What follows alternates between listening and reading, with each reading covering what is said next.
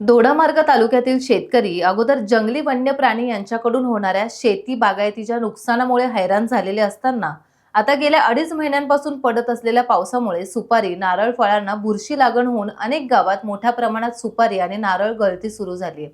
मोठ्या प्रमाणात फळं जमिनीवर पडून शेतीचं नुकसान होत आहे।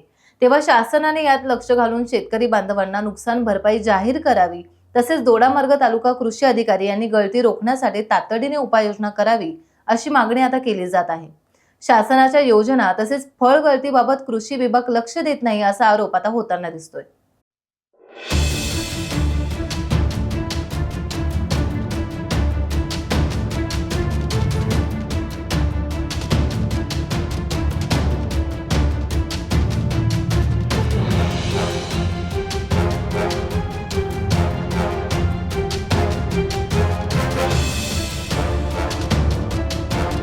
टाइम्स डिजिटलला लाईक करा, शेअर करा, सबस्क्राईब करा आणि बेल आयकॉन दाबायला विसरू नका।